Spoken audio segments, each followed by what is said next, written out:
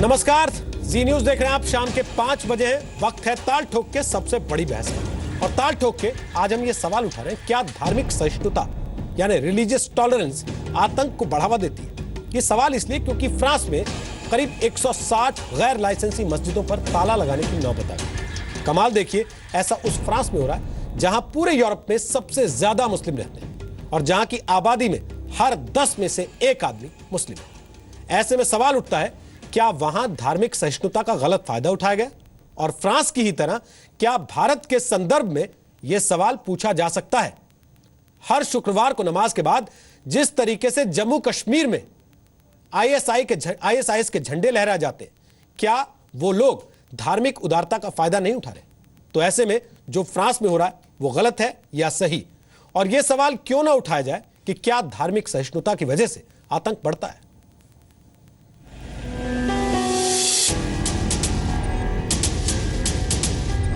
France में मस्जिदों पर ताला और यहां भारत में मस्जिदों के बाहर आईएसआईएस के झंडे।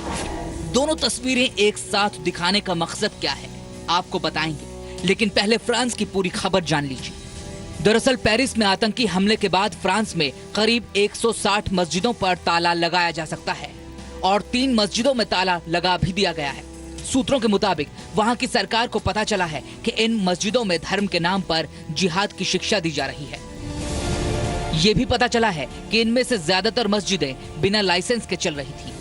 फ्रांस में मस्जिदों पर इस कार्रवाई के पीछे 13 नवंबर का वो आतंकी हमला है जिसमें 130 से ज्यादा लोगों की मौत हो गई थी। अब दोबारा भारत में लौटते हैं। ये तस्वीरें श्रीनगर की हैं। आए दिन शुक्रवार को मस्जिदों में जुमे की नमाज के बाद ऐसी तस्वीरें सामने आ रही हैं।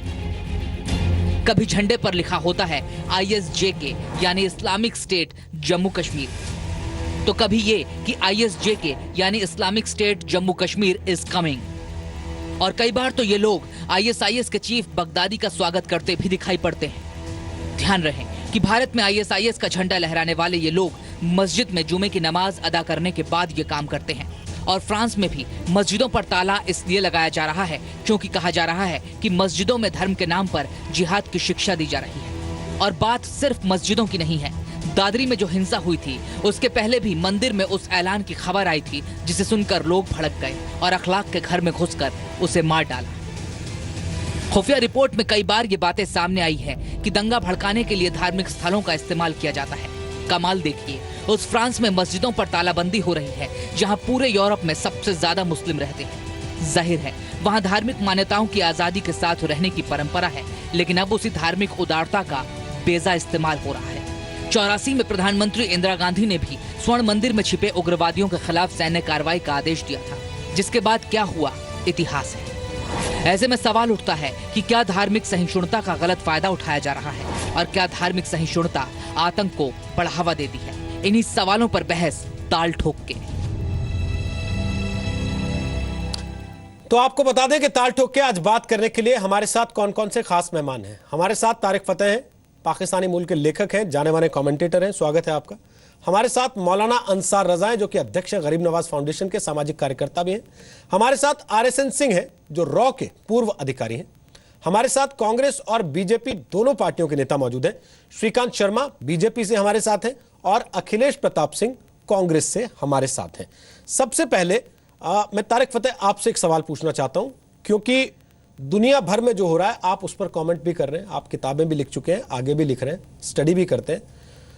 क्या आपको लगता है कि रिलीजियस टॉलरेंस का फायदा उठाया गया और फ्रांस अब उस पर लगाम लगाने की कोशिश कर रहा है? नहीं, ये मसला दुरुस्त, आर्गुमेंट आपका दुरुस्त नहीं है। मसला ये है कि अगर मस्जिद, मज़हब और सियासत को आप मिलाएंगे और वो मस्जिद में होगा तो तब तो प्रॉब्लम होगा, क्योंकि फ्रांस लासाइटे के अंदर है, सेक्युलर स्टेट है जहाँ मज़हब का सियासत से बिल्कुल ताल्लुक़ नहीं है, जहाँ फ्रेंच रेवोल्यूशन का कॉन्सेप्ट ही ये है कि religion will play no role in it. अब सवाल ये उठता है कि मस्जिदों के अंदर अगर सियासत होगी तो फिर मस्जिद तो नहीं रही, वो तो सियासी पार्टी बन गई। और जहाँ जहाँ आपने देखा कि मस्जिदों के अंदर सियासत हुई है वहाँ इस्लाम की कम बात हुई है, वहाँ मुस्लिम नेशनलिज्म और इस्लामिज़म की बात हुई है।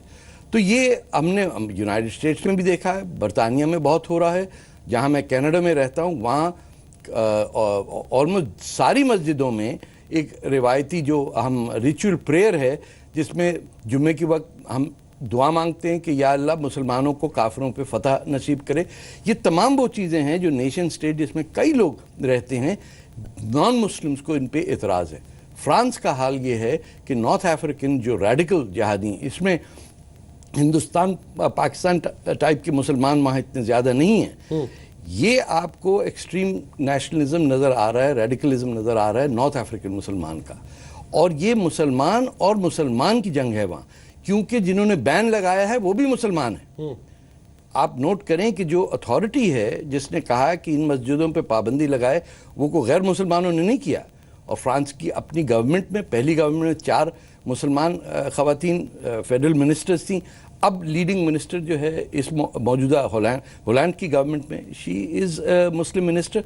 तो ये ऐसा मसला नहीं है कि इस्लाम के ख़िलाफ़ है, बल्कि ये एक मुसलमानों ने असर्ट किया है कि हमारी मस्जिदों के अंदर आप सियासत नहीं करेंगे।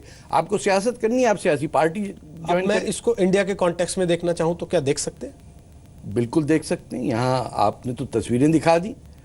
मैं तो आपसे कहूँगा कि कई मस्जिदों में होती सियासत, कई में नहीं होती है। कुछ मस्जिदों में दबा के सियासत होती है, और फ़लस्तीन के मामले से लेके दुनिया भर की हर चीज़ होती है, और ये ट्रेडिशन है पिछले 100 साल की। यहाँ आप उससे अलग भी नहीं हो सकते। लेकिन जब आपके सामने एक क्लियर कट मसला आ गया है कि दुनिया भर में इस्लामिक टेररिज्म फैली हुई है, पाकिस्तान के ज़रिए हो रही है, उनके लोग हिंदुस्तान में हैं, अलकायदा फॉर इंडिया है, अब तो आईसिस ने इंडिया को निशाने में रखा है, और इंडिया ही के, हिंदुस्तानी के 2 मियाँ बीवी ने जाके सैन बर्नार्डिनो में जो हशर किया है वो हिंदुस्तानी हैं, चाहे वो पाकिस्तान के पैदा हुए हों, हैं तो इसी खित्ते के ना। कल्चर, हमारा मज़हब तो एक ही है। तो कैसे आप दूसरे को कहेंगे कि एक आदमी हज पे गया, मक्के में शादी की, वहाँ मिला, वहाँ से आके उसने 14 आदमी को मार दिया। तो नॉन मुस्लिम के जहन में ये शक आएगा। मुसलमान का फ़र्ज़ है कि ये शक मिटाए। मौलाना कैसे शक मिटाएंगे? देखिए, 2 बातें हैं रोहित जी। तारिक फ़तेह साहब ने बहुत तफसीली बात की, कुछ बातों से हम मुतमईन भी हैं इनकी, लेकिन कुछ बातें काबिल एतराज़ भी है। जैसे इन्होंने एक बात ये कही है कि मस्जिदों में ये दुआ मांगी जाती है कि अल्लाह मुसलमानों को काफिरों पर फतह अता फरमा। बिल्कुल ये गलत है। मस्जिदों में दुआएं मांगी जाती हैं, अल्लाह मुसलमानों को कामयाबी अता फरमा। अब एक मिनट सुन लीजिए फिर। देखिए, जब आप बोल रहे थे तो मैं बिल्कुल नहीं बोला।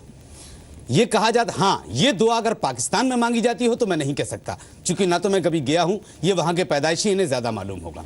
दूसरा, जहां तक सवाल है फ्रांस की मस्जिदों का, मस्जिदों को सियासत का अड्डा नहीं बनाना चाहिए। मौजूदा सियासत का, मस्जिद में सियासत होती है, आज से नहीं 1450 साल पहले से होती चली आ रही है, लेकिन आज के दौर की गंदी सियासत मस्जिदों में नहीं होती थी उस जमाने में, जो आज के दौर में हो रही है। अगर फ्रांस की मस्जिदों में ऐसे कोई लिटरेचर मिल रहे हैं जो किसी को जान लेने वाले लिटरेचर हैं, वो तैयार किए जा रहे हैं, तो बेशक उन पर पाबंदी लगनी चाहिए। लेकिन किसी चीज को सिर्फ एक इसलिए कि ये मस्जिद है, यहां जरूर ये होता होगा, उस पर आप ताला लगा दें, ये गलत है। आपसे मैं पूछ रहा हूं कि हिंदुस्तान के कॉन्टेक्स्ट में क्या इस चीज को देख सकते हैं आप? नहीं, हम नहीं देख सकते इसको। आप पूरी हम तरह से कश्मीर बरी को अलग करके, इसलिए कश्मीर के लोग हमारे हैं, लेकिन सब नहीं। अरे सब नहीं, वो लोग जो हमारे मुल्क में रह करके हमारे मुल्क के खिलाफ गद्दारी सोच रहे हैं, वो हमारे नहीं हैं। कश्मीर में जो ये लोग झंडा फहराने वाले लोग हैं, ये मुल्क के नहीं हो सकते। उनकी पैरवी क्यों करती है फिर दुनिया? यार, कौन पैरवी कर रहा है? अभी बीजेपी के प्रवक्ता साहब बैठे हुए, अगर मैं उनसे एक बात कह दूंगा कि साहब आपको पता है कि हर जुमा को झंडे फहराए जाते हैं, तो क्यों नहीं वहाँ पुलिस लगाई जाती है? उनको फौरन अरेस्ट क्यों नहीं किया जा रहा? कौन लोग हैं जो हर जुमा को निकल के आ जाते हैं? कहाँ जाती है पुलिस उस वक्त? क्यों नहीं उनको पकड़ा जाता है? ये तो होना चाहिए ना, तो हुकूमत की जिम्मेदारी है ना, जब पता है कि हर जुमा को वहां झंडे फहराए जाते हैं। एक चीज में, RSN सिंह, आप तो रॉ के पूर्व अफसर रहे, आपको पता होगा, बहुत सारी चीजें आपके सामने आती रही होंगी, लेकिन हर बार ये कहकर मामला खत्म हो जाता है कि गृह मंत्रालय एक बार अच्छी खासी लंबी चौड़ी जांच करा चुका है, मदरसों को लेकर भी, मस्जिदों को लेकर भी, इसलिए सवाल उठाए जाने बंद होने चाहिए। पर जब जब दुनिया में कहीं ऐसा कुछ होता है तो हर बार फिर सवाल उठता है। क्या आप पूरी तरह से बरी करते हैं इस इल्जाम से, जैसे मौलाना कर रहे हैं? देखिए, ये रिलीजियस प्लेसेस का मिसयूज इतिहास में होता रहा है और ये होता रहेगा। बीच बीच में जब भी पॉलिटिसाइज होता है रिलीजन को जब पॉलिटिसाइज किया जाता है, ये फ्रांस में जो हुआ है उसमें 2600 टोटल मॉस्क्स हैं उस देश में, उसमें केवल 160 मॉस्क पे ये ताला लगाने की बात हुई है। तो ये इसको ये मान लेना कि ये एक रिलीजियस द्वेष या किसी उससे ये किया गया है, मैं ऐसा नहीं मानता हूँ। लेकिन हमला हुआ है, मोटिवेशन रिलीजियस था, तो उसका रिस्पांस भी कुछ इसी तरह का होगा। अब लाल मस्जिद में मुशर्रफ साहब को कार्रवाई करनी पड़ी थी चीन के दबाव में, हमको यहाँ कितनी बार कार्रवाई करनी पड़ी है। जब आप एक प्लेस ऑफ वर्शिप को आप नापाक कर दोगे तो उसको तो साफ करने का कोई तो साफ करेगा, क्योंकि क्या मक्का मस्जिद में 1979 में नहीं हुआ था? तो ये सार, लेकिन यहाँ अहम बात ये है कि बड़े दुख के साथ कहना पड़ रहा है कि फ्रांस में ये हुआ, ब्रिटेन में हो रहा है, आप यूएस की आपने बात बताई कि वहाँ पे क्या हुआ अभी। लेकिन एक डेलीगेशन, एक यूके से एक डेलीगेशन आया अभी ननकाना साहब में पाकिस्तान में, उसका हेड कोई था, कोई सरदार गुरमीत सिंह, और उनके साथ एक थे कोई सरदार मनमोहन सिंह। वो देखिए आए थे तो तीर्थ करने के लिए, लेकिन तीर्थ के अलावा उन्होंने सब कुछ किया। वहाँ पंजाब, पाकिस्तान के पंजाब सूबे के गवर्नर ने एक बड़ी सेमिनार बुलाई और तमाम इंडिया के इनटॉलरेंस की बात की गई। वहाँ पर आमिर खान को सपोर्ट किया गया। ये सब साहब तीर्थ में हो रहा था। और उस ऑर्गेनाइजेशन का नाम क्या है जिसके मनमोहन सिंह हेड है, सरदार मनमोहन सिंह? वर्ल्ड सिख मुस्लिम फेडरेशन। तो थोड़ा ये टॉलरेंस की बात, ये लोग, ये तमाम, यहाँ से मैं यही कहता हूँ कि ये वेस्टर्न कंट्रीज में जाके जितना देशद्रोह का काम वहाँ से हो रहा है उतना कहीं से नहीं हो रहा है। और वो या तो वो पाकिस्तान से हो रहा है या वेस्टर्न कंट्री से हो रहा है। तो ये जो टॉलरेंस की जो बात है, थोड़ा फ्रांस देख लें, थोड़ा यूके देख लें, थोड़ा यूएसए देख लें आप। तो साहब ये पूरा स्क्रिप्ट मैं समझता हूँ। और उस दिन आपके प्रोग्राम में मैंने साफ कहा था, आपको साफ कहा था कि जो पॉलिटिशियंस यहाँ एम्बेसी में नहीं मिल सकते हैं, पाकिस्तान एम्बेसी में, सारी की सारी कॉन्स्पिरेसी पाकिस्तान एम्बेसी में पाकिस्तान में जाके रची जाती है, क्योंकि वहाँ तो ये किसी से मिल लेते हैं। अब नाम बता कहोगे तो आप देख लो कहाँ के कौन कौन लोग गए हैं जिनका कोई बॉर्डर नहीं है पाकिस्तान से। कितने लोग गए, कितने लोगों को इनवाइट किया गया। कोई बिल्कुल ईस्टर्न पोर्शन के कंट्री से उनको इनवाइट किया गया, तो कोई दूसरे राज्यों से इनवाइट किया गया है। तो ये सारी की सारी ये जो प्रतिक्रिया है, इसको आप कहेंगे कि अब हिंदुस्तान में लागू किया जाना चाहिए कि नहीं। अगर मान लीजिए कि ये तमाम जो आपके जो ये मेन स्ट्रीम पार्टीज के जो कश्मीर में है, अगर तुमने दो लोगों को देशभक्त नहीं बना पाया इतने साल रूल करने के बाद, और मस्जिदें वहीं, अगर कुछ मस्जिदें वहां से यही जहर उगल रही हैं, तो बताओ सब कौन कार्रवाई करेगा? आप बताओ ना कि कौन कार्रवाई करेगा? वो तो करेंगे नहीं। ठीक, वो तो कह रहे हैं ओपन बॉर्डर कर दो, वो सबसे बड़ा सोल्यूशन है। ठीक सर, आप जो पॉइंट रेज कर रहे हैं सर, मैं उस पर जरा दोनों पॉलिटिकल पार्टीज के नेताओं से भी कमेंट ले लेता हूं। कांग्रेस बीजेपी दोनों के नेता हमारे साथ हैं। श्रीकांत शर्मा, फ्रांस जो कर रहा है वो बताकर कर रहा है, दिखाकर कर रहा है, डंके की चोट पर कर रहा है। रशिया जो कर रहा है वो भी बताकर कर रहा है, डंके की चोट पर कर रहा है। लेकिन आतंक के खिलाफ कार्रवाई के नाम पर हमारे हाथ पैर ठंडे पड़ जाते हैं, क्यों? रोज जी, आपने बहुत वाजिब सवाल उठाया है। और फ्रांस में जो कार्रवाई हो रही है, फ्रांस की अपनी एक मुल्क है, उसको अपने लोगों की सुरक्षा के लिए क्या क्या कदम उठाने हैं वो उनका अपना विषय है, उस पर हम कोई टीका टिप्पणी नहीं करना चाहते। मेन बात है कि भारत में जिस तरह से दुनिया के अंदर आतंकवाद पैर पसार रहा है, और हम कहीं ना कहीं, आपने बड़ा अच्छा सब्जेक्ट रखा है कि जो धार्मिक सहिष्णुता है, कहीं उसकी आड़ में इस तरह के जो असामाजिक तत्व हैं, जो आतंकवादी संगठन है, कहीं वो लाभ तो नहीं ले रहे हैं। मैं इसको राजनीति की चर्चा नहीं, विषय नहीं बनाना चाहता। राजनीति बहुत होती रही है।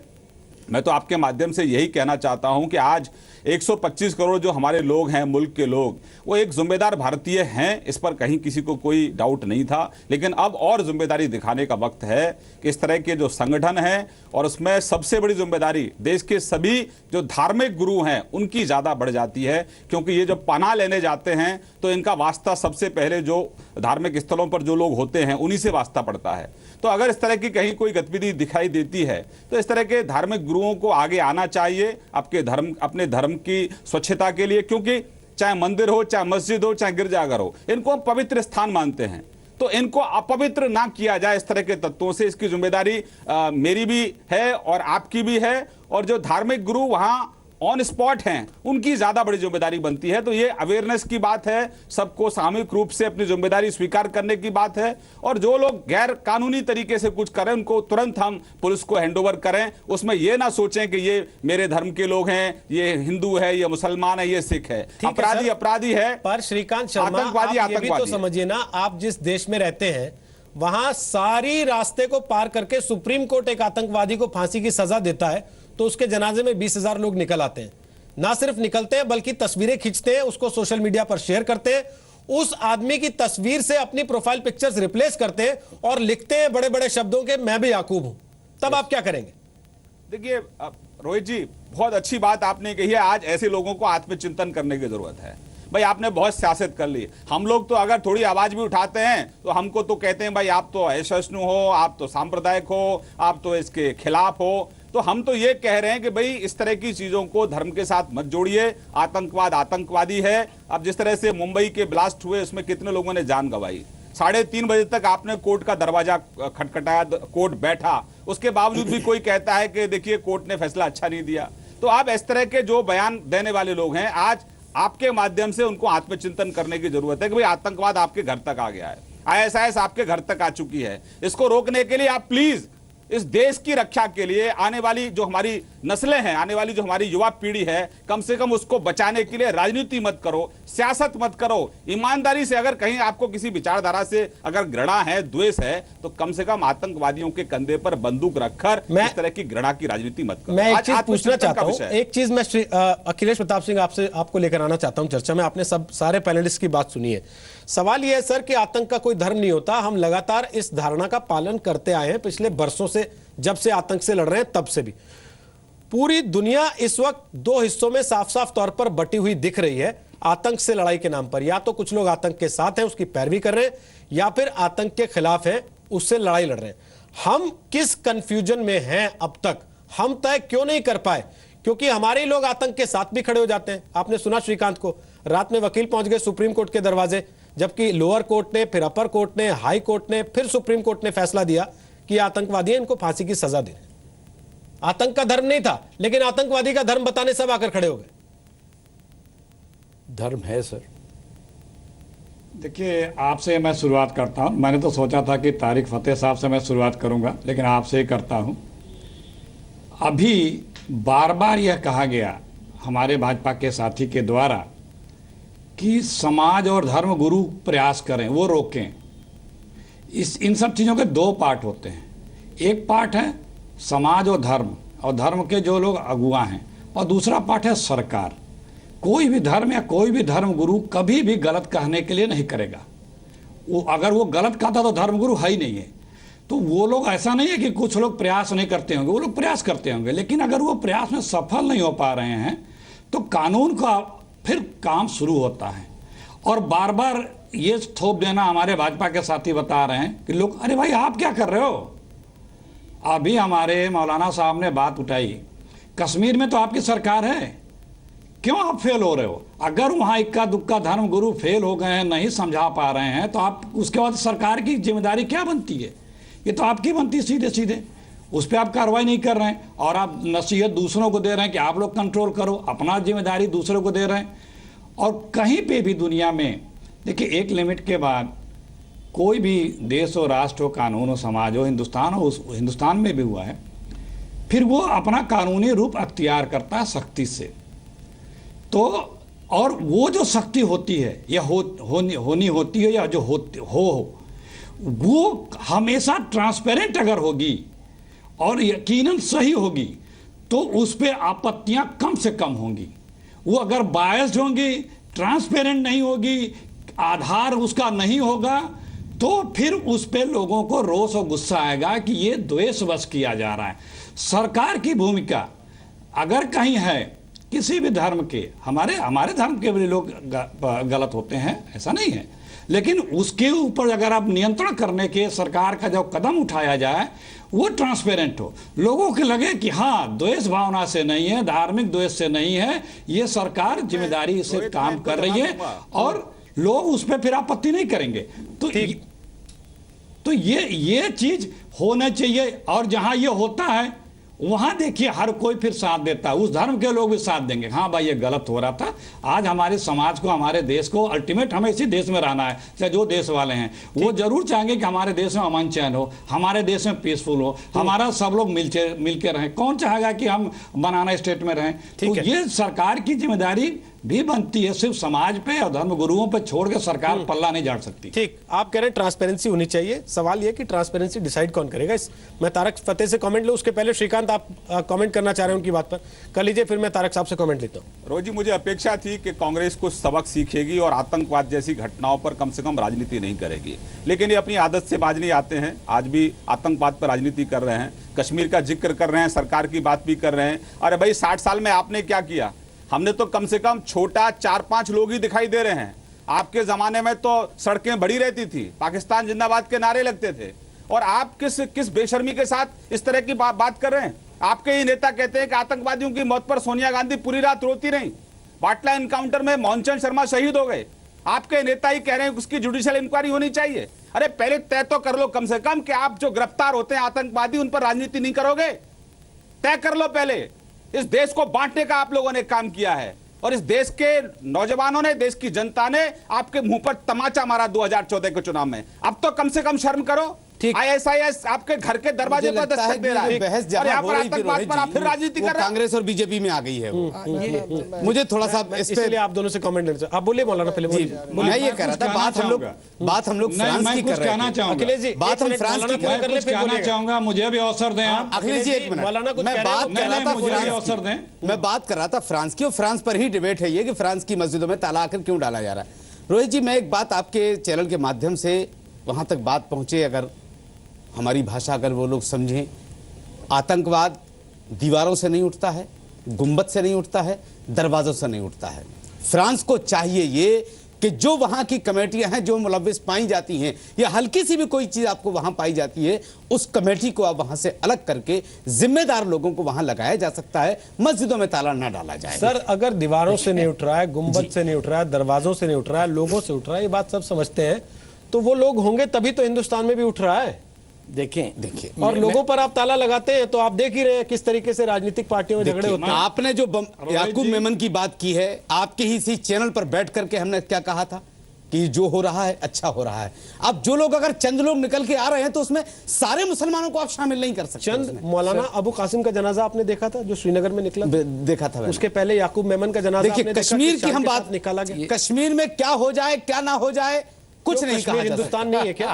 अरे साहब, वो लोग समझ कहां रहे हैं इस चीज को? हिंदुस्तान नहीं मानते। अगर जिस दिन वो इस चीज को समझ जाएंगे, सारे झगड़े खत्म हो जाएंगे। मेरी बात तारिक साहब बोलिए। देखें, ये बिल्कुल गलत बात है कहना कि किसी टेररिस्ट का मजहब नहीं होता, धर्म नहीं होता।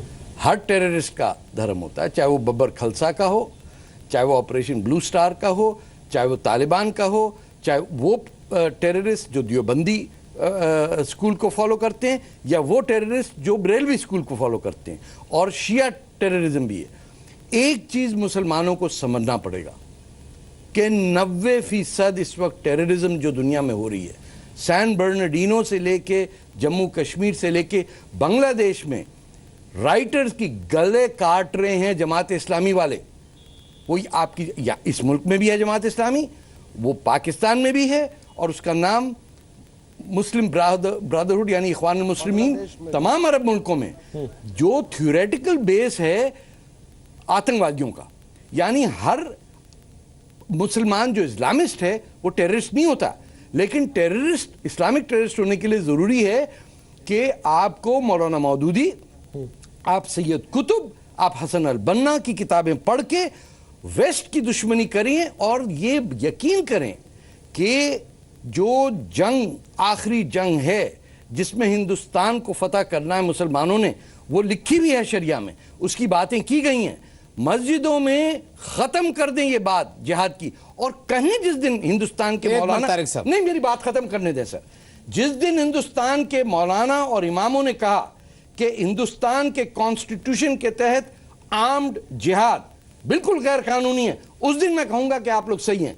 टेररिज्म को अपोज करना बड़ा आसान है, जो हमारी मस्जिदों में हो रहा है वो आपको पता है, मुझे भी पता है, मैं मुसलमान हूं, आप भी हैं, लेकिन ये गौर नॉन मुसलमानों को कहना कि हमारे यहाँ कुछ नहीं हो रहा, ये झूठ है। एक मिनट, अब मैं बता देता हूं। आपने जो एक बात कही है कि मस्जिदों में जिहाद पढ़ाया जाता है, ये जो नहीं, मैंने नहीं कहा ये। फिर क्या कहना है? मैंने कहा जिहाद के डॉक्ट्रिन को आप डिनाउंस नहीं करते। क्या आप अपने मुंह से आज कहें कि जिहाद का 21वीं सदी के अंदर कट गया, नेशन स्टेट के साथ कोई ताल्लुक नहीं? बिल्कुल ताल्लुक है, बताइए। मैं कहता हूं, लेकिन जिहाद को पहले समझ लीजिए। अरे छोड़ें ये, आप किस जिहाद की बात कर रहे हैं? आप किसी की जान लेना जिहाद नहीं है सर। हमारे पैगंबर ने कहा है अगर दो भाई बिछड़े हुए हैं उनको मिला दीजिए, सबसे बड़ा जिहाद है। हजरत अली को किसने मारा मस्जिद में?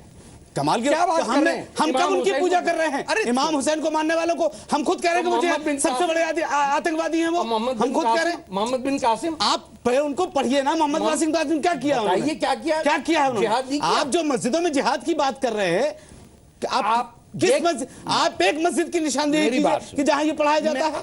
आप तो यहीं बैठे हैं ना। हाँ बिल्कुल। मैं आपसे पूछ रहा हूं कि मोहम्मद बिन कासिम को आप डिनाउंस करते हैं? जो आप हजरत अली की बात कर रहे हैं आप, या इमाम हुसैन की बात कर रहे हैं? आपने इमाम हुसैन की बात की है ना, हम तो इमाम हुसैन के कातिल को सबसे बड़ा दहशतगर्द कह रहे हैं, सबसे बड़ा आतंकवादी कह रहे हैं हम। देखिए क्या अली के मानने वाले को क्या हम पूजा कर रहे हैं? आराम से बात, क्या हम उसको मान रहे हैं? मौलाना साहब सीधा सवाल किया एज अ मुस्लिम, आप सच बोले मैं भी बोलूंगा जी। मोहम्मद बिन कासिम को आप हीरो क्यों मानते हैं? देखिए, उनकी तारीख को आपने क्या पढ़ा है, हमने क्या पढ़ा है, ये तो हम जानते हैं। आप क्यों उसको हीरो मानते हैं? अरे कमाल की बात कर रहे हैं, हम तो ये मान रहे हैं कि उन्होंने किसी के ऊपर जुल्म नहीं किया। मोहम्मद बिन कासिम ने, अब आप कहेंगे साहब उन्होंने जुल्म किया, आप कहेंगे उन्होंने जुल्म किया। अरे तो जो आपने पढ़ा वो आप बता रहे हैं। ताहिर की बेटियां अगवा करने वाले, ठीक है, 20,000 हिंदू औरतों को भगा के ले गया, आपका हीरो है? देखिए, आप दिल्ली में किताबें छाप के बांट रहे हैं और मेरे सामने कह रहे हैं क्या मस्जिदों में कुछ नहीं होता है? बिल्कुल नहीं होता है। और महमूद गजनवी, महमूद गजनवी को क्या कहेंगे आप? क्या वो हमारा हीरो है? कल भी हीरो था, आज भी हीरो है सर, और हीरो रहेगा। सोमनाथ कितनी दफा तोड़वाएंगे आप उसकी तारीख भी तो उठा के देखो, क्यों हुआ ये वाकया क्यों पेश आया? और तैमूर, हम तैमूर की बात नहीं कर रहे। औरंगजेब हीरो है हमारा और हीरो रहेगा। आप क्या बात कर रहे हैं? आप चोर और कातिलों को हीरो बना दिया। आपके लिए चोर होंगे ना वो, हमारे लिए वो बनी है। बाप का कत्ल किया नहीं? देखिए क्यों किया, बेटे का कत्ल क्यों किया? आप ये देखिए कि 152 मंदिरों में उन्होंने आज तक जागीरें लगी हुई हैं, औरंगजेब ने लगाई हुई। हज किया उन्होंने? अरे हज क्यों नहीं किया? नहीं किया, कोई वजह रही होगी ना। अरे मौलाना, पैसे कम पड़ गए थे उनके पास। मौलाना देखिए पैसे कम पड़ गए, जो भी हो। तारिक साहब, मौलाना इतिहास से वापस मैं वर्तमान में चीजों को लेकर आना चाहता हूं। सवाल ये है कि इतिहास को कंधे पर लेकर चलते चलते कहीं हम अपनी आने वाली पीढ़ी को और मौजूदा पीढ़ी को गलत रास्ते पर तो नहीं ढकेल रहे हैं, और अगर ढकेल रहे हैं तो क्या जरूरी नहीं है कि उस इतिहास को अब उतार फेंका जाए और सही चीजों को समझा जाए? अखिलेश जी, हालांकि ब्रेक का वक्त है, पर मैं जानता हूं आप अपना पॉइंट स्कोर करना चाहते हैं श्रीकांत से, आप कर लीजिए, फिर मैं ब्रेक ले लूंगा। बोलिए। नहीं, उनका जवाब देना जरूरी है क्योंकि उनको आपने बोलने का अवसर दिया। सर मैं तो बीच में मौलाना कूद पड़े, मैं तो आपको मौका दे रहा था। पास्ट टेंस में गुजर रही है। नहीं वही नहीं मैं सुन नहीं पाया, बीच में हमारा टेलीफोन डिस्कनेक्ट हो गया था। बीजेपी अभी भी पास्ट टेंस में चले, उसे नहीं लग रहा कि हम सत्ता में बैठे हुए, अभी भी विपक्ष के नेता की तरफ से बिहेव कर रही है। आपके जमाने में अरे जो कुछ हुआ हमारा हिसाब हो गया 2014 में। आपकी जिम्मेदारी बनती है कि अगर कहीं कुछ हो रहा है जिसके बारे में आप बहुत बोलते थे, आप जवाबदेही से बच नहीं सकते हैं कि पिछले का 100 साल, हम भी 1925 से शुरू करें गिनाना, तो उससे देश तो आगे बढ़ेगा नहीं। तो आज जो आपको जिम्मेदारी मिली है, इस उम्मीद से मिली है कि आप अपनी जिम्मेदारी बखूबी निभाएंगे हर फील्ड में, और जो आप कहते थे बढ़ चढ़ करके, तो उसको बात ना करके आप दूसरों पे इधर उधर घुमाते रहेंगे। आप अपने फेल्योर को एक्सेप्ट करें, चाहे वो राष्ट्र धर्म का हो, चाहे राष्ट्रीय सरकार राष्ट्रीय सुरक्षा का हो, चाहे कश्मीर का हो, चाहे जो भी हो। हिंदुस्तान में इतने मसाइल हैं, चूंकि यहाँ बस दूसरे मुद्दे पर ये, बस हमारा इतना ही कहना था कि जिन देशों का आपने नाम लिया वहाँ पे इसलिए लोग सेटिस्फाई है क्योंकि सरकार का जो कदम है वो ट्रांसपेरेंट है, वो उसमें कहीं बायसनेस नहीं दिख रहा है। इसीलिए हमारे जो पैनल पर लोग बैठे हैं उनके द्वारा जो बातें सामने जी आपने कर कुछ लीजिए, कहा? कर लीजिए, पूरा कर लीजिए सर बात को। नहीं, हम बस वही कह रहे थे कि जो कुछ भी हो, अगर धर्म के नाम पे सिर्फ छोड़ दिया जाए और धर्म के लोग कंट्रोल नहीं कर पा रहे हैं, तो सरकार का भी तो फर्ज बनता है। सरकार हाथ पे हाथ रखे नहीं बैठ सकती ना, और उसमें सख्ती करे सरकार। सरकार किस लिए होती है कि जहां कानून का वायलेशन हो रहा है, जहां समाज में कटुता हिंसा बढ़ रही है, उसे नियंत्रित करने के लिए सरकार होती है। ठीक सर, सरकार ठीक। को अपना काम करना चाहिए। ठीक ठीक वो ठीक करें। ठीक। जब RSN फेल होगी सिंह, तो हम कहेंगे कि सरकार फेल हो रही है, चाहे कश्मीर हो, चाहे मैं कहीं भी हो, RSN हर सिंह कोई साहब को कहेगा बीच में फेल लाना हो रही चाहता है। हूं।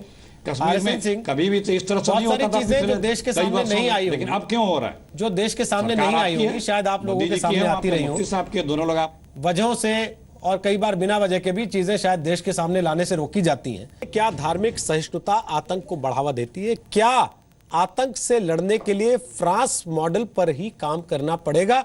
दूसरा रास्ता आतंक से लड़ाई और उसमें जीत नहीं दे सकता। हमारे साथ तारिक फतेह हैं, स्टूडियो में मौजूद हैं। हमारे साथ मौलाना अंसार रजा हैं, स्टूडियो में मौजूद हैं। कांग्रेस बीजेपी से नेता श्रीकांत शर्मा और अखिलेश प्रताप सिंह, और रॉ के पूर्व अफसर RSN सिंह हमारे साथ हैं। RSN सिंह, मेरा सवाल ब्रेक के पहले आपसे था जो आप सुन नहीं पाए, कि आतंकवाद अगर आज दुनिया झेल रही है या हिंदुस्तान झेल रहा है, तो क्या वो पिछले 1.5 महीने में आया, 1.5 साल में आया, 1.5 दशक में आया, या कहीं ना कहीं राजनीतिक संरक्षण मिलता है तभी इस तरीके की चीजें आपके सामने आकर मुंह चिढ़ाती हैं आपको, जैसे आज अमेरिका को चिढ़ा रही हैं या पाकिस्तान को चिढ़ा रही हैं? देखिए, मैं ज़्यादा इतिहास में नहीं जाना चाहूँगा, लेकिन ये फिनोमिनन हमेशा सा रहा है। लेकिन एक अहम साल था 1979, उसमें 3 बड़ी चीज़ें हुई थी, अगर आप याद रखेंगे तो। एक था ये जो ईरानियन रेवोल्यूशन हुआ था, दूसरा हुआ था जबकि मक्का मस्जिद पे कब्जा हुआ था, और तीसरी चीज़ सोवियत इन्वेजन ऑफ अफगानिस्तान, और उसके बाद जो वो जिहाद जो वहाँ छेड़ी गई थी। इन 3 चीज़ों का बहुत असर पूरी दुनिया पे पड़ा और हम पर खास करके पड़ा। तो अगर इस सो कॉल्ड इस्लामिक वर्ल्ड में कुछ होता है तो उसका असर हम पर ज़रूर पड़ता है, और इसका सल्यूशन है हमारे पास। आपने बड़ा अच्छा सवाल पूछा कि क्या फ्रांस मॉडल, देखो साहब, हमको कोई मॉडल पे जाने की ज़रूरत नहीं है, लेकिन अगर मेरी बात चाहे लोग जैसा इसको माने, मेरे पास सल्यूशन है। और सल्यूशन ये है कि देखो, यहाँ के मुसलमान इसी मिट्टी के हैं। 80% मुसलमान जो यहाँ पे है वो कभी यहाँ पे वो दूसरे धर्म के थे, तो यही इसी मिट्टी वो वही भाषाएं बोलते हैं, हिंदी बोलते हैं, यहीं पर उर्दू का इजाद हुआ है। तो कोई चीज़ ये जो कैलिफेट और ये देखिए, बहुत पावरफुल कॉन्सेप्ट आइडियोलॉजीज है, और इस आइडियोलॉजी के शिकार महात्मा गांधी भी हुए थे। मैं आपको बता दूं। और अभी अगर कोई हैदराबाद से उठ के अगर ISIS के लिए लड़ने जाता है तो इसका मतलब उस आइडियोलॉजी में कोई तो पावर है। तो इसका एक ही तरीके से हम निगेट कर सकते हैं, जब ये बार बार इस बात का इसरार किया जाए कि यहाँ के मुसलमान हमारे भाई हैं और इसी मिट्टी के हैं और यही उनको रहना है।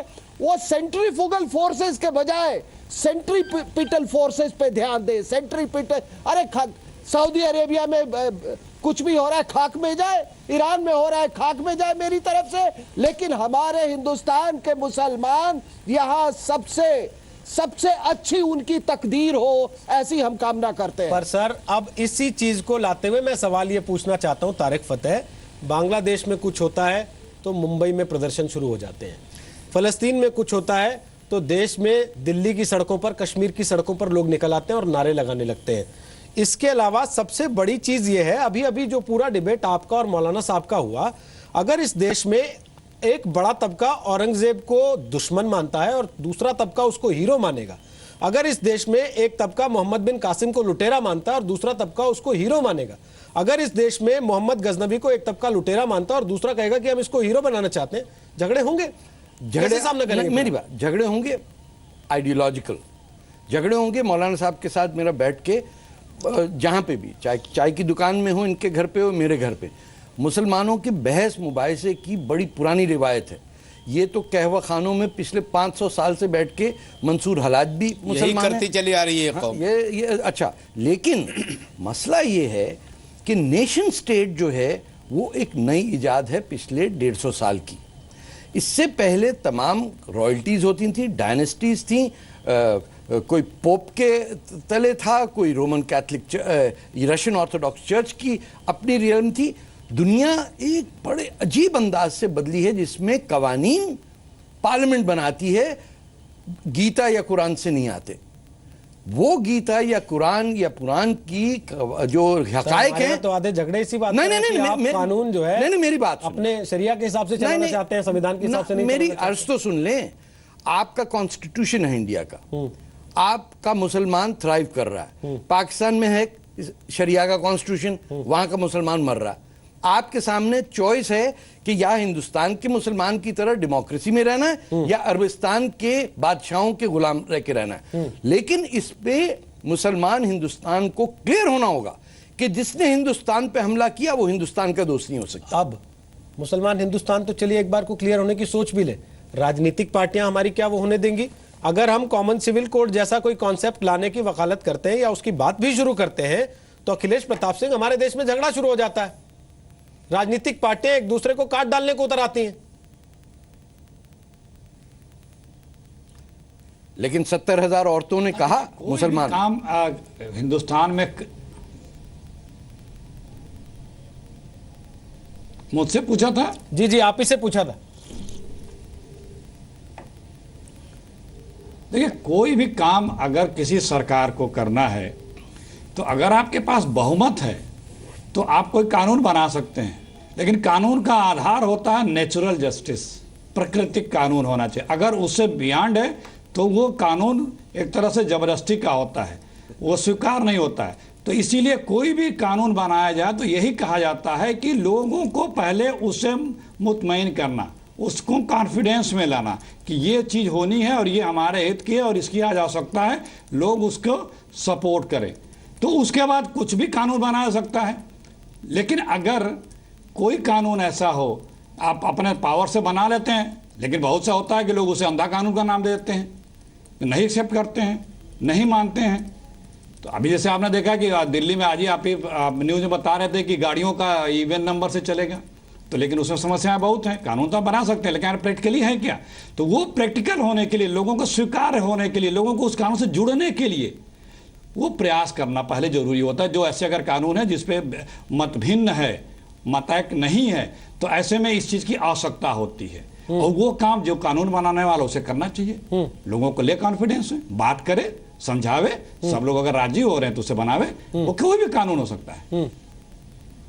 ठीक, आप कुछ कहना चाहते हैं? आप पूरा कर लीजिए, फिर मैं श्रीकांत से कमेंट। देखिए, 70,000 मुसलमान औरतों ने पिटिशन किया है कि वो यूनिवर्सल सिविल कोड चाहते हैं।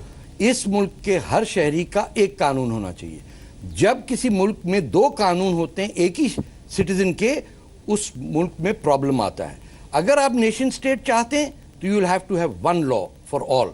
और अगर आप चाहते हैं कि ये झगड़ा चलता रहे, और 1947 में जो कांग्रेस का एक मूड था कि किसी तरह माइनॉरिटी वोट को कैप्चर करके अपने हाथ में ले लें बाय प्रॉमिसिंग देम पोलिगमी और तलाक, और जो राजीव गांधी साहब की गवर्नमेंट के ज़माने में शाबानो केस में हुआ, that is an insult to the Muslims. यानी आपने हमको क्या समझा है कि एक हिंदू बच्ची के लिए एक कानून, उसका प्रोटेक्शन, लेकिन मुसलमान बच्ची जो है उसके लिए एक अलग कानून, शी बिकम सेकंड रेट। किस लिहाज से? या ये एक मुल्क है या ये दो मुल्क हैं या तीन मुल्क हैं? लेकिन विरोध तो अंदर से ही हो रहा है ना, बाहर से तो हो ही नहीं रहा। अभी आपने एक बात कही है, मैं आपको शायद याद दिला दूं अगर आपके जहन से निकल गया हो। ये 70,000 का जो तस्करा आपने किया है, ये बहुत बड़ा गेम प्लान है। ये 70,000 लोगों, औरतों ने जो प्राइम मिनिस्टर को हमारे एक मेमोरेंडम दिया है, उसकी जो अध्यक्षा हैं मेरी उनसे बात हुई थी कि भाई इससे पहले भी तो और प्राइम मिनिस्टर रह चुके हैं, उनको लेटर आपने क्यों नहीं दिया कि भाई हमारे साथ नाइंसाफी हो रही है, अभी आप निकल करके क्यों आई? ये बहुत बड़ा गेम प्लान हो रहा है उस चीज को लागू करने के लिए। देखिए आप जानते हैं ना कि मुस्लिम पर्सनल लॉ बोर्ड तक टूट गया। देखिए मुस्लिम पर्सनल लॉ बोर्ड को ना मैंने कल माना था ना आज मानता हूं, मैं आपके चैनल पे कई बार कह चुका हूं के लिए ढंग से लागू करा दे सर, वो तक टूट गया। रोहित जी, औरतों ने अपना अलग बना लिया, मर्दों का अलग है। रोहित जी आपके इसी चैनल पर सैकड़ों बार कह चुका हूं कि मुस्लिम पर्सनल लॉ बोर्ड का मैं फॉलोवर नहीं हूं। आप नहीं, मैं मानता हूं आप नहीं है, फिर भी एक बड़ा तबका उसको फॉलो करता है। बिल्कुल नहीं, हिंदुस्तान का 80% लोग नहीं जानते कि पर्सनल लॉ बोर्ड है क्या। ये क्या सबूत है कि ये 70,000 औरतों का कोई कंस्पिरेसी हुई है? कोई एविडेंस है आपके पास? अरे भाई एविडेंस के, इससे पहले जो प्राइम मिनिस्टर अब तक क्यों नहीं आई ये बात? नहीं, उन्होंने एक काम किया है, आप कह रहे हैं कि ये बदनीयती और झूठ से किया। क्या प्रूफ है? देखिए मैंने झूठ नहीं कहा, नहीं कंस्पिरेसी कहा। मैंने ये कहा कि भाई इससे पहले भी प्राइम मिनिस्टर रहे हैं, वो तो आखिर वो क्यों ये बात नहीं आई? कुछ लड़कियां आज पैदा क्यों नहीं हुई होंगी उस वक्त तक। ये क्या बात है? अरे साहब अभी कितने साल हुए? तो 18-19 महीने हुए सरकार को आए हुए। क्या मतलब है कि ये कांग्रेस ने करवाया? वो हमें नहीं पता किसने करवाया, वो सब सामने आ जाएगा। सर ये कब तक मुसलमान कंस्पिरेसी तारिक फतेह साहब, हिंदुस्तान में मीडिया बहुत स्टिक है, वो सब निकाल के ले आएगी और हम लोग यहीं बैठ करके डिबेट करेंगे तो आप कि देखो ये क्या हो रहा है। आपको किसने बताया? वो हम बता चुके हैं, जो हमें कहना था वो हम कह चुके हैं। मौलाना मीडिया ही लेकर आई थी कि 70,000 औरतें चिट्ठी लेकर जा रही हैं, और यही मीडिया लेकर के आएगी। कहां से लेकर के आएगी? कॉन्स्पिरेसी कह के खारिज कर कमाल हो गया। फिर आप कह रहे हैं कि मीडिया बहुत स्ट्रांग। बिल्कुल लेकर के आएगी। मैं थोड़ा सा रोक रहा हूं आप लोगों को। श्रीकांत शर्मा, देखिए परिस्थिति इस समय जो भी है, उस परिस्थिति में कुल मिलाकर सारी चीजें आ जाती है सरकार के ऊपर, और जिम्मेदारी ये सरकार की बनती है कि वो चाहे तो रशिया की तरह स्टैंड ले, वो चाहे तो फ्रांस की तरह स्टैंड ले, और वो चाहे तो लुंजपुंज रह जाए। रोहित जी बहुत अच्छी बात है, सरकार बहुत मजबूत सरकार है और सरकार लोगों के द्वारा चुनी हुई सरकार है।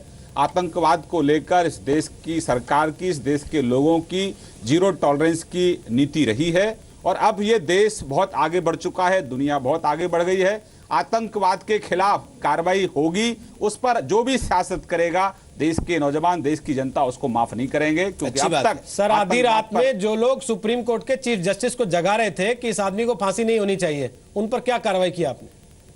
कार्रवाई तो आप देखिए, कार्रवाई में तो बहुत बड़ी बात निकलेगी तो बहुत दूर तक जाएगी। आतंकवादी होना अपराध है तो आतंकवादी की पैरवी करना भी तो अपराध होना चाहिए ना, जिसको साबित किया जा चुका सुप्रीम कोर्ट से। बिल्कुल बिल्कुल सही कहा आपने भाई, इसीलिए पहले पोटा लेकर आए थे, तो पोटा कांग्रेस ने सबसे पहले आते ही सबसे पहला काम किया, पोटा को हटाया, और उसका परिणाम आपने सीमा पर देखा होगा। यहां उस समय के गृह मंत्री थे शिवराज पाटिल, एक पाकिस्तान का डेलीगेशन आके उनको शुभकामनाएं दे रहा था। तो लेकिन अब वक्त बदल गया है रोहित जी, सरकार बहुत मजबूत सरकार है, देश के लोग बहुत मजबूत लोग हैं। आतंकवाद को लेकर जो भी सियासत करेगा, एक कठोर कानून इस देश में है, जो भी संरक्षण आतंकवादियों को देंगे उनके खिलाफ भी कार्रवाई, आतंकवादियों के खिलाफ भी कार्रवाई, और जहां उनको मजहब से जोड़ने की जो भी कोई कोशिश करेगा, चाहे कांग्रेस चाहे अन्य पॉलिटिकल पार्टियां, उनको देश के नौजवान बर्दाश्त नहीं करेंगे। उनको जरूर देश की अदालत में, देश की जनता की अदालत में उनको चुनौती भी दी जाएगी। मैं तो मौलाना अंसार रजा आपको रिक्वेस्ट करना चाहूंगा, आप बहुत अच्छी अच्छी बातें करते हैं, लेकिन कम से कम इतना जरूर कहिए कि इस देश पर जो हमला करेगा वो देश का गद्दार है,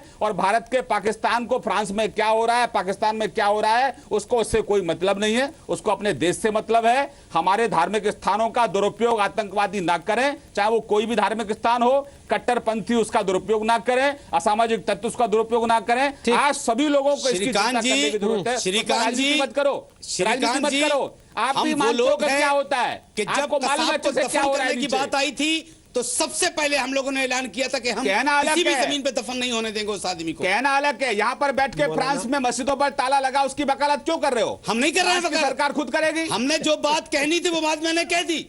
हम तो ये कहते हैं कि जो भी हमारे मुल्क के खिलाफ, चाहे वो किसी भी मजहब का मानने वाला हो, अगर हमारे मुल्क के खिलाफ साजिश करेगा हम उसके खिलाफ खड़े नजर आएंगे। ये बात है ना, ये है कि हम एकजुट हैं, हम खड़े नजर आएंगे। हम ऐसे आतंकवादी संगठनों को, ऐसे असामाजिक तत्वों को, कट्टरवादियों को अपने धार्मिक स्थानों पर स्थान हम नहीं घुसने देंगे। श्रीकांत जी नहीं घुसने देंगे। हो गया थोड़ा सा, मुझे माफी चाहता हूं, समय खत्म हो गया। बिना ब्रेक के हम लगातार इस चर्चा को काफी देर तक चलाते रहे, बहुत छोटा सा एक ब्रेक हमने बीच में लिया, समय हम ओवर हो चुके हैं। हालांकि आरएसएन सिंह 30 सेकंड में अगर आप अपनी बात खत्म कर पाए, लास्ट कमेंट में आपसे चाहता हूं, क्योंकि आप हाथ उठा रहे थे बीच में।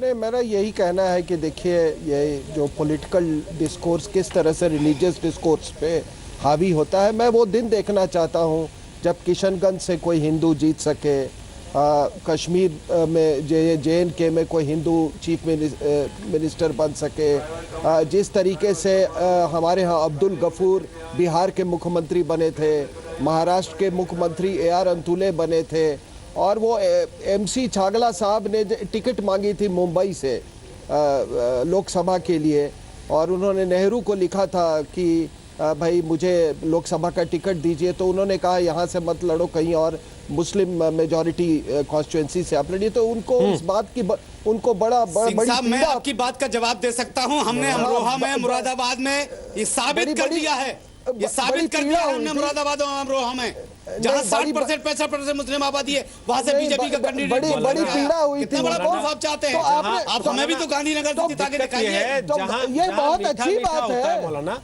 ये बहुत अच्छी बात है। वहाँ तो आप गप कर लेते हैं, जहाँ कड़वा होता है वहाँ थू करने लगते हैं। बहुत अच्छी बात है। लोग याकूब के साथ खड़े होते हैं, उससे कहते हैं कि आप सबको मत जोड़िए। ये बहुत अच्छी बात है। भटके हुए लोग हैं जो ISIS में चले जाते हैं, उनको आप कहते हैं ये कुछ भटके हुए लोग हैं, सबसे मत जोड़िए। जहाँ एक सीट की बात आती है वो आप पूरी कौम को साथ में लेकर बहुत अच्छी बात है। उन्होंने जो बात कही है हमने उसका जवाब देना जरूरी है। इसलिए उन्होंने इतनी बड़ी बात कही, किशनगंज से मुसलमान मैं झगड़ा नहीं जीत करके आए। हम झगड़ा नहीं चाहते, हम झगड़ा नहीं चाहते। आप किशनगंज के बारे में बोलने वाले कोई नहीं होते हैं, लेकिन जो आपने मुरादाबाद में आपने जो किया बहुत अच्छा किया, ये तो सराहनीय है। वही तो मैं बात कर रहा हूँ, ऐसी और मिसालें होनी चाहिए। चलिए, बहुत बहुत शुक्रिया RSN सिंह, बहुत बहुत शुक्रिया श्रीकांत, बहुत बहुत शुक्रिया अखिलेश, बहुत बहुत शुक्रिया मौलाना साहब और तारिक फतेह आप लोगों का आने के लिए।